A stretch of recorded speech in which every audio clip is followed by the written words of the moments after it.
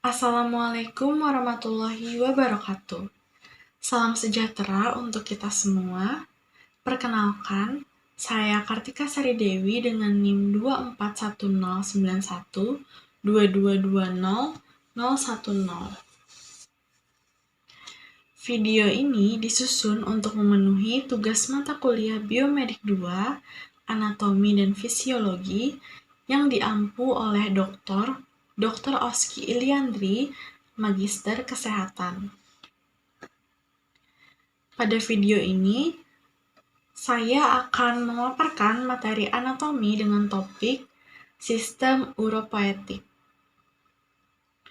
Baik, langsung saja mari kita mulai pembahasannya.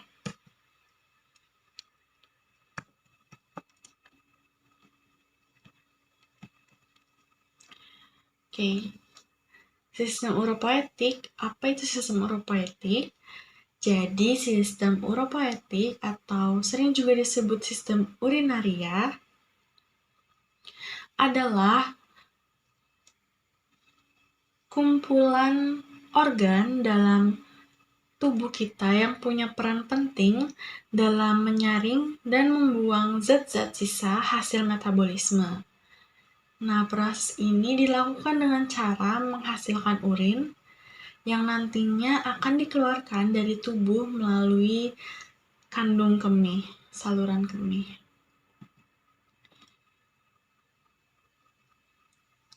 Berikut ada fungsi sistem uropoetik.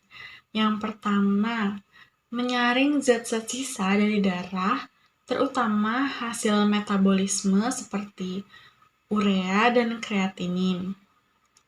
Yang kedua, itu mengatur keseimbangan cairan dan elektrolit supaya tubuh kita tetap dalam kondisi stabil atau homeostasis. Yang ketiga, sistem ini juga berperan dalam mengontrol tekanan darah lewat pengaturan volume cairan dan hormon tertentu seperti renin. Dan yang terakhir, tentu saja mengekskresikan atau mengeluarkan urin sebagai hasil akhir dari proses penyaringan tadi. Lanjut. Nah, bisa kita lihat di gambar ini adalah struktur utama dari sistem uropoetik atau sistem urinaria pada manusia. Kita mulai membahas dari bagian yang paling atas, yaitu si ginjal. Ginjal yang bentuknya itu menyerupai seperti kacang merah. Di dalam ginjal ini ada 3 bagian penting, yaitu ada korteks, medula, dan pelvis ginjal. Korteks itu adalah bagian paling luar dari ginjal, tempat banyak nefron berada. Nah, nefron inilah yang melakukan proses penyaringan darah. Sedangkan medula ini terletak di bagian tengah dan mengandung saluran-saluran yang membawa urin menuju ke pelvis. Dan sedangkan untuk pelvis ginjal sendiri merupakan tempat penampungan urin sementara sebelum dialirkan ke ureter.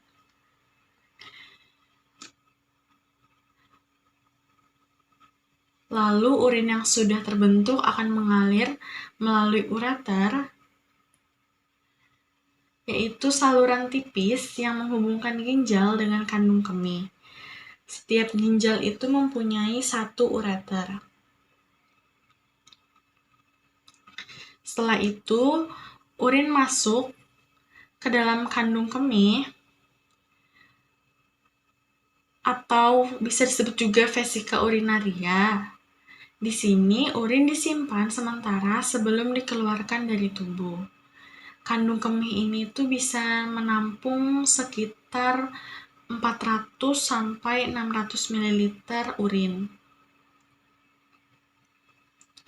Nah, kemudian urin akan mengalir melalui uretra di sini, yaitu saluran akhir yang membawa urin keluar dari tubuh.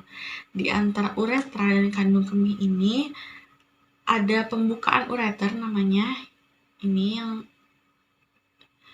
titik 2 ini, lubang 2 ini. Dan juga ada sphincter, yaitu otot yang mengatur kapan urin bisa keluar.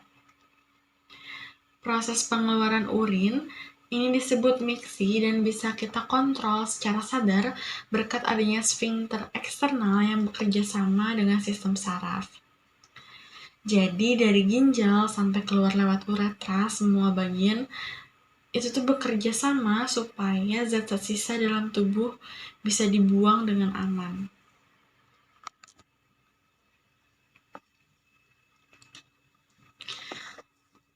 Oke, selanjutnya kita masuk ke proses pembentukan urin. Di proses pembentukan urin terjadi di dalam nefron, yaitu unit fungsional terkecil dalam ginjal. Satu ginjal itu bisa punya sekitar 1 juta nefron. Nah, proses pembentukan urin terbagi menjadi 3 tahap utama, yaitu filtrasi, reabsorpsi, dan augmentasi atau sekresi. Tahap pertama yaitu filtrasi, di sini, atau penyaringan. Nah, proses ini itu terjadi di glomerulus, yaitu jaringan kapiler yang berada di dalam kapsula Bowman. Di sini, di dalam kapsula Bowman. Darah yang masuk ke glomerulus lewat arteri aferen disaring untuk memisahkan zat sisa seperti urea dan kelebihan garam dari sel-sel darah dan protein. Hasil penyaringannya disebut filtrat glomerulus. Setelah itu kita masuk ke tahap kedua, yaitu reabsorpsi. Yaitu proses ini terjadi di tubulus contortus proximal, lengkung Henle, ini, dan di tubulus contortus distal. Di reabsorpsi zat-zat penting seperti glukosa, asam amino, dan sebagian besar air diserap kembali oleh tubuh melalui pembuluh kapiler yang ada di sekitar tubulus. Jadi tubuh kita itu tidak membuang-buang zat yang masih berguna.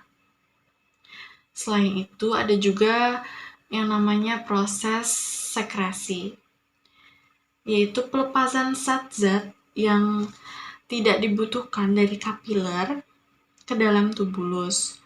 Proses ini juga terjadi di sekitar tubulus distal.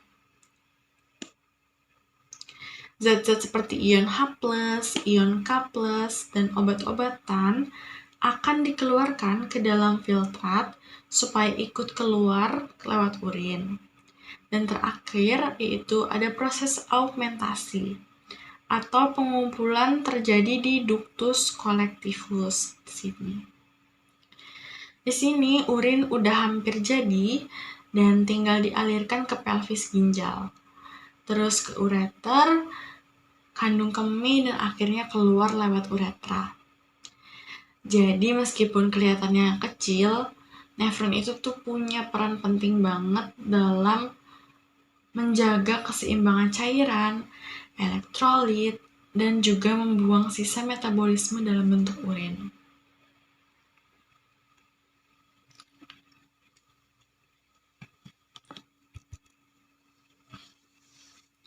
Selanjutnya,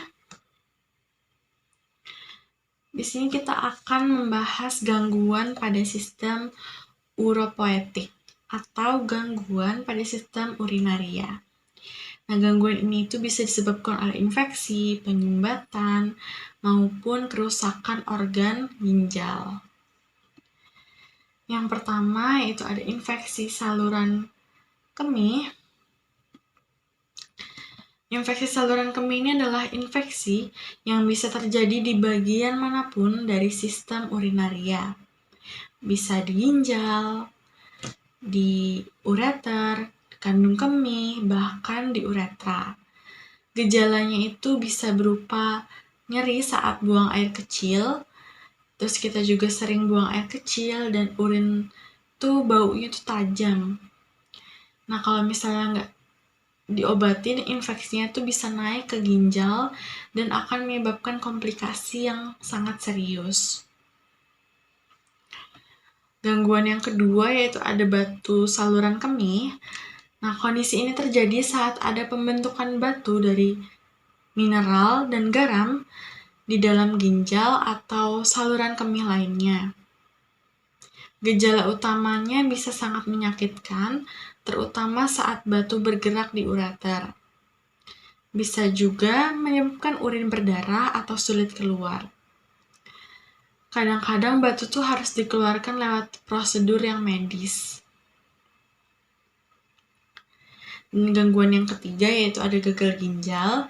Nah, gagal ginjal ini tuh kondisi di mana ginjal tuh tidak mampu lagi menyaring darah dan membuang cairan serta racun dari tubuh.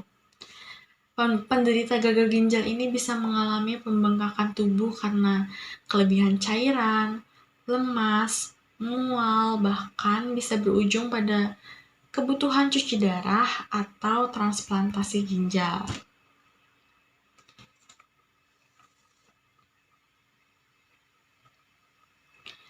Dan yang terakhir, ada gangguan sistem uropoetik, yaitu ada uretritis, yaitu peradangan pada uretra. Nah, biasanya uretritis ini tuh disebabkan oleh infeksi oleh bakteri. Gejalanya tuh mirip aja kayak infeksi saluran kemih, kayak nyeri saat buang air kecil atau ada rasa sensasi terbakar saat buang air kecil. Kalau misalnya tidak ditangani, infeksinya tuh bisa menyebar ke bagian lain.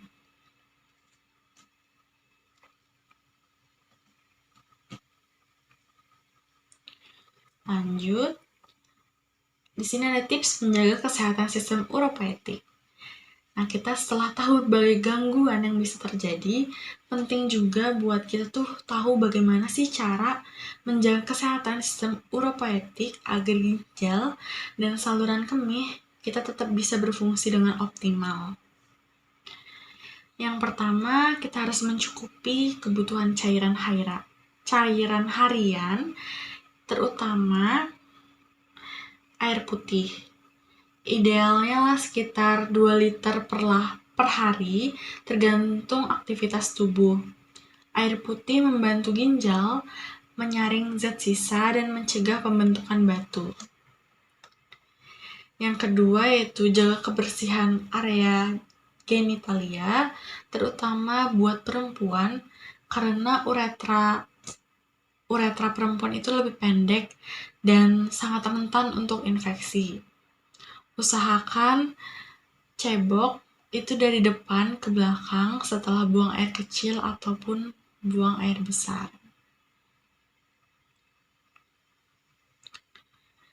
Yang ketiga yaitu hindari menahan buang air kecil terlalu lama. Karena bisa membuat bakteri itu berkembang di kandung kemih kalau misalnya kita menahan buang air kecil terlalu lama itu. Terus yang keempat, pola makan sehat itu juga penting. Kita harus mengurangi konsumsi garam dan makanan olahan yang tinggi zat aditif. Makanan kaya antioksidan seperti buah dan sayur bisa bantu ginjal bekerja dengan baik. Dan yang terakhir yaitu hindari konsumsi obat sembarangan, terutama obat penghilang nyeri dalam jangka panjang, karena bisa merusak ginjal secara perlahan.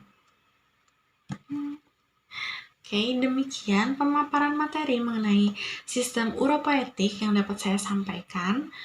Semoga video ini dapat memberikan gambaran yang jelas dan bermanfaat dalam memahami anatomi sistem ini secara menyeluruh. Terima kasih atas perhatiannya. Wassalamualaikum warahmatullahi wabarakatuh.